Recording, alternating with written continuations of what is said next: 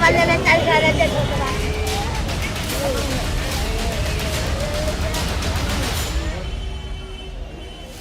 नमस्कार, स्वागत है आपका। मैं हूं अनिल कुमार। आप देख रहे हैं जस्ट टीवी। जस्ट टीवी आपको एक ऐसी खबर से रूबरू कराएगा जो सीधा आपसे सरोकार रखती है।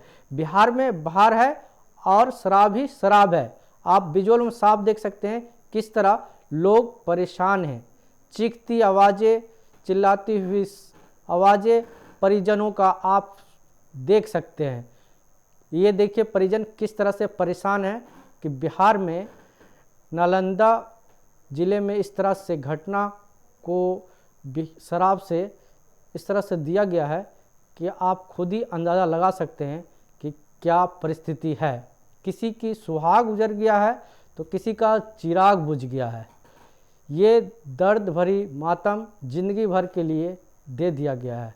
आप सोच सकते हैं कि किस तरह शराब बिहार में बहार है। आप अंदाज़ा लगा सकते हैं। तस्वीरों का आप माध्यम से आप सोच सकते हैं कि किस तरह से लोग परेशान हैं, उनके परिजन किस तरह से बेहाल है। आप अंदाज़ा लगा सकते हैं। दर्द बया आप खुद ही समझ सकते हैं कि इसमें कितनी दर्द होगी, कि किसी के जाने का कितना गम होता है। आपको बता दें कि हमारे जो प्रशासन है वो काफ़ी लाचार है।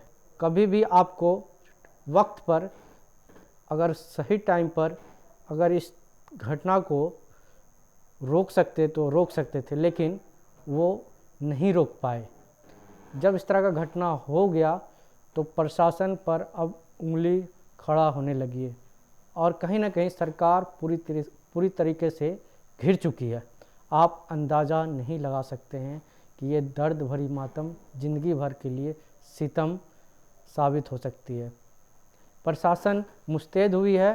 नालंदा ज़िले में आप नालंदा के छोटी पहाड़ी इलाके की ये घटना जो है, जब पूरी तरह से शराब में डूबे नशेबाज जो है वो अपने आप को मौत के हवाले हो गए, तब जाकर पुलिस की नींद खुली और कार्रवाई चालू हुई है। देखिए किस तरह से छापेमारी की कार्रवाई स्टार्ट हुई है। आप खुद ही तस्वीरों के माध्यम से देख सकते हैं। सांसें थम गई है, परिजन का बेहाल है रो रो कर। ये देखिए किस तरह से लाश ही लाश बिछ गई है। 1 दर्जन से ज़्यादा मौतें नालंदा ज़िले में जहरीली शराब से। वहीं विपक्षी पार्टी आपको देखने को मिल रहा होगा कि किस तरह से चिराग पासवान भूमिका निभा रहे हैं विपक्षी पार्टी का। वहीं पप्पू यादव भी भूमिका निभा रहे हैं इसमें। एक साथ होने का आप अंदाज़ा लगा सकते हैं कि इन परिजनों का रो रो का जो बुरा हाल है। आप देखिए तस्वीरों के माध्यम से, ये नालंदा ज़िले की ये है घटना, काफ़ी शर्मसार कर रखी है। लोगों को दहशत और मौत के हवाले ये जहरीली शराब। आप अंदाज़ा नहीं लगा सकते क्या दर्द इन लोगों के बीच है। दारू पिए थे रात में, वही गांव पे मिलता है। नहीं, कभी कदाल पीते थे। अब मिल रही है तब तो पिए भैया। आज वो कैल को हमार बाबू कैल को लेमू के पानी दे लियो, लेमू के पानी पिल को, कल को गरम पानी पिला दे। हमार भगिन में कल को गरम पानी पिला दे ममानी। हमार बाबा ठीक हो तो ममानी निसवा लागल ममानी, हम गरम पानी पी ले लियो। हमार लेमू इतना खेल को हमार बाबू लेमू खेल को आ दुनिया छोड़ दिल को। दारू खूब पीते थे। 4 दिन से तो पी रहे हैं कि तो अचानक पेट में दर्द हुआ, उल्टी होने लगा, तो ले गए डॉक्टर तो डॉक्टर रेफर कर दिया कि खत्म है आदमी। हाँ, अच्छा, मंगले से पी रहे हैं। बस बॉडी में काम कर देते। मैं नाम मिस्त्री ज्योति देवी, पापा है।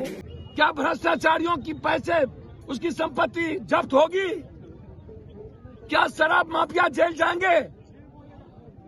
क्या उन पर एफआईआर होगा कि पीने वालों को डराया जाएगा?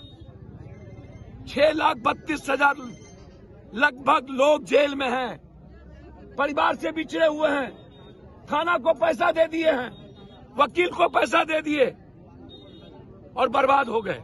6,32,000 पूरे बिहार में जेल में, और शराब घर घर मिल रहा हो, और सुप्रीम कोर्ट, हाई कोर्ट गंभीर चिंता व्यक्त किया हो, फिर हम पुनर्विचार क्यों नहीं करते? जब किसान का कानून पुनर्विचार हो सकता है तो फिर शराब का कानून क्यों नहीं? हमें पुनर्विचार करना चाहिए, तरीका ढूंढना चाहिए, और आम आदमी की जिंदगी को जहर से मारना नहीं चाहिए। मुख्यमंत्री जी के गृह जिले में जहरीली शराब से मरने वालों की संख्या अब तक 11 पहुंच चुकी है। अभी भी कई लोग हैं जो जीवन और मौत से जूझ रहे हैं, और जब भी ऐसी घटनाएं घटती है तो किसी बकरे को तलाश कर लिया जाता है। वहां भी एक थानेदार को निलंबित कर दिया गया, लेकिन उस पदाधिकारी के खिलाफ कोई कार्रवाई नहीं हुई जिसने इस मामले को दबाने का प्रयास किया, जिसके द्वारा लगातार इसे झुठलाने का प्रयास होता रहा। वैसे पदाधिकारी के खिलाफ कोई कार्रवाई नहीं हुई। स्पष्ट है कि सरकार के संरक्षण में यह कारोबार चल रहा है, इसीलिए सरकार बड़े पदाधिकारियों के खिलाफ कार्रवाई नहीं कर रही है। और सरकार के सबसे बड़ा घटक दल भाजपा के प्रदेश अध्यक्ष का यह आरोप है कि बड़े पदाधिकारियों के संरक्षण में यह कारोबार चल रहा है, अवैध कारोबार चल रहा है। अब सवाल यह है कि भाजपा जब यह सवाल उठा रही है, जो सरकार का सबसे बड़ा घटक दल है, तो फिर कौन सी मजबूरी आपके सामने है जो आपकी बात सरकार नहीं मान रही है? तो यह केवल लोगों को बेवकूफ बनाने का, लोगों को गुमराह करने का जो आप यह प्रयास कर रहे हैं और काम कर रहे हैं, इसे लोग अच्छी तरह से समझ रही है। यह आपका मामला हिस्सेदारी को लेकर है, आपकी लड़ाई हिस्सेदारी को लेकर है। जो अवैध कमाई हो रही है अवैध शराब के कारोबार से, उसमें हिस्सेदारी के लेकर आप यह सवाल खड़ा कर रहे हैं। अन्यथा यदि आपका नियत साफ रहता तो कोई सवाल नहीं होता है कि आपकी बातों को सरकार नहीं माने और जो है सो उस ढंग से कार्रवाई नहीं करे। हमेशा की तरह पुलिस प्रशासन और सरकार हमेशा लाचार साबित होती है कि जब कोई घटना हो जाने के बाद ही कार्रवाई होती है। क्यों नहीं पहले से इस पर कार्रवाई की गई? अगर बिहार में शराब बंद है तो बंद क्यों नहीं थी? बंद होने के बावजूद भी पूरी तरीके से बिहार में खुलेआम शराब की बिक्री हो रही थी और लोग नशे का करके अपनी मौत को गले लगा रहे थे। आप समझ सकते हैं क्या स्थिति है नालंदा जिले का हाल। इसी के साथ जस्ट टीवी में इतना ही। नमस्कार।